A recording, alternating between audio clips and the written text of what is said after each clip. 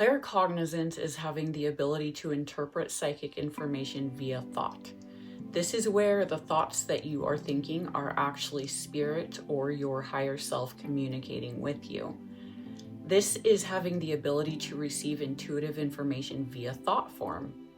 You may already be claircognizant if it's easy for you to instantly find solutions to problems, and also if you're drawn to writing and teaching.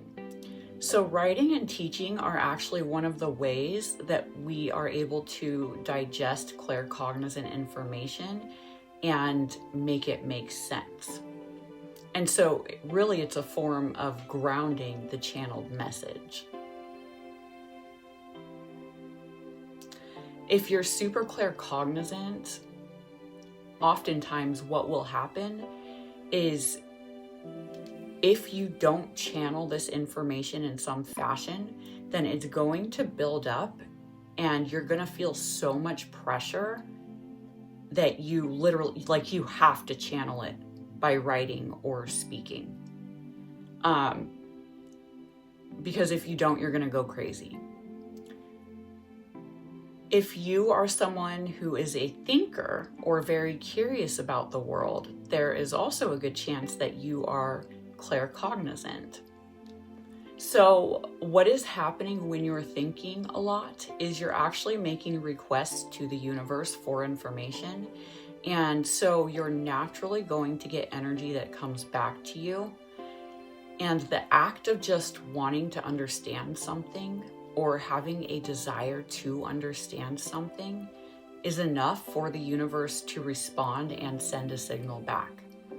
Also, if you have the ability to stay in your mind for a long time in a way that's very relaxed, and if you're able to maintain a relaxed focus, there's a good chance that you are very claircognizant. The first way that claircognizant information comes in is through downloads. So this is where you'll get a large chunk or conglomerate of information that comes into your crown chakra. And in order for you to be able to make it make sense and process it, you need to either speak or write it down. So claircognizance is very helpful for being creative because it's mostly streams of information coming from the cosmos. So it can give you ideas or inspiration to create, and especially to create newer things. So like new inventions, for example, things that the world hasn't yet seen. When you get downloads, you have to translate them. They're not going to immediately make sense.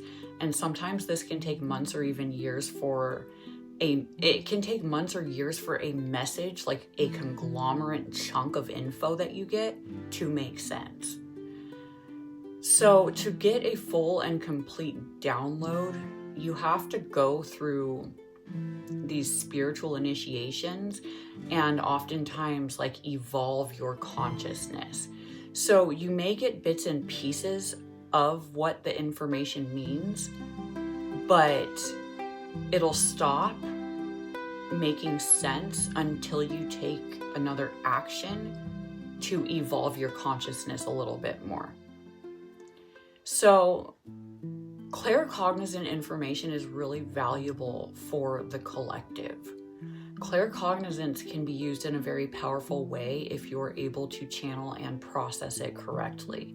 And one example of someone who's very claircognizant is Bashar. So Bashar is channeling information from the cosmos, and as he's speaking, he's translating it. So claircognizant people feel this deep urge to relay the information that they're receiving, which is why it's common for them to be teachers, writers, speakers. So when you're claircognizant, really what your role is to push humanity into ascension by introducing new ideas and concepts that are beneficial for the evolution of all. No pressure. Another way that you may receive claircognizant information is by simply just knowing. So it may just come in and you instantly know what it means. And this usually happens after you spend quite some time working on yourself and developing your spiritual gifts. This can also be applied to history. You may be able to access certain historical facts or data out of nowhere, even though you haven't researched them before. And this information, when you research it, ends up being completely accurate. So the reason for this is because you received a stream of information from the cosmos. And the cosmos has been recording everything since the beginning of time. So also, if you're very drawn to books and sources of information, then you are very claircognizant. And so what's happening is as you are downloading this information here in the 3D physical world, you're also downloading, opening, and activating your claircognizance. And you're expanding your ability and your energetic threshold to retain and receive more information. And by doing this, you're also enhancing your ability to channel information that comes in from the cosmos in a more effective and precise way.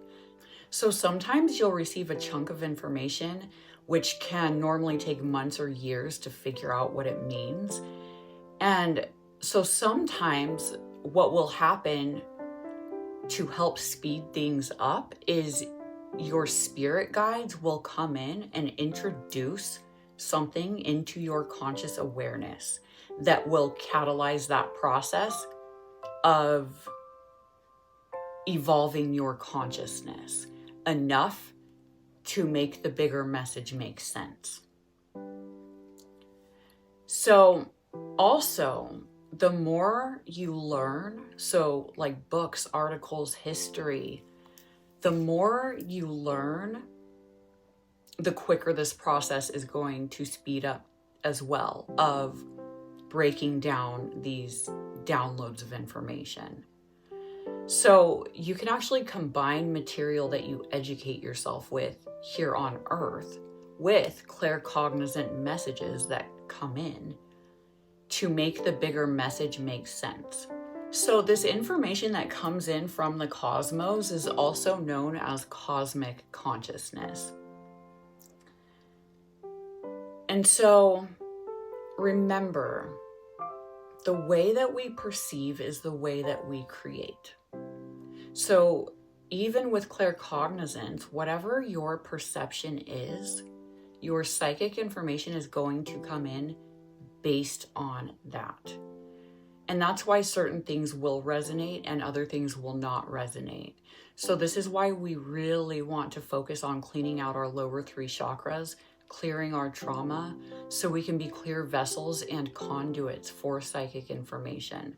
And we don't have to continuously receive messages that take years to break down because we haven't evolved our consciousness. The way to evolve our consciousness is to clean out our vessel, which is to do the shadow work, to acknowledge our trauma, feel what we need to feel so it can be healed and integrated. Claircognizance also represents the collective consciousness and the collective ego. And this isn't good or bad, it just is. And so we're not going to be able to perceive psychic information that comes into our upper chakras until we first do this work of clearing out our trauma, which is stored in our lower chakras. Because all of the information that comes in will just have a filter of our traumas if we don't do this.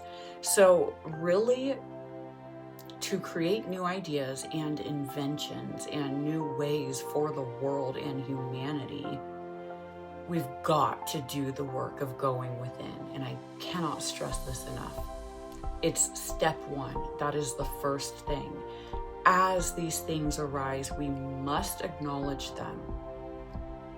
So this is where trust comes in. We've got to fully trust that there is a divine intelligence residing within us. And this comes from spirit. This intelligence knows far more than your human ego mind could ever know. So this is where having faith in this process comes in, because sometimes we don't know how to do this work to heal our traumas. Sometimes we're not even consciously aware of them. So sometimes we can be holding on to energies that we don't even know we're hanging on to. And so this is where trusting this process and fully surrendering to this process is the quickest way to move through this process and spiritually into the higher realms. Also know that every piece of information that you receive means something. You are not making it up. So the best thing you can do is really move your consciousness as high as possible to see the bird's eye view. And when we do this, we're able to see how silly the little things are that we stress about, like making it up, for example, and how insignificant they are. And we're able to see that most of these things that we worry and stress about are nothing but distractions. So the best thing you can do is go within, make that direct connection with yourself and source energy, and trust that everything that is presented to you on the screen of your consciousness is happening for you and for your evolution. In the next module, we are going to discuss the crown chakra.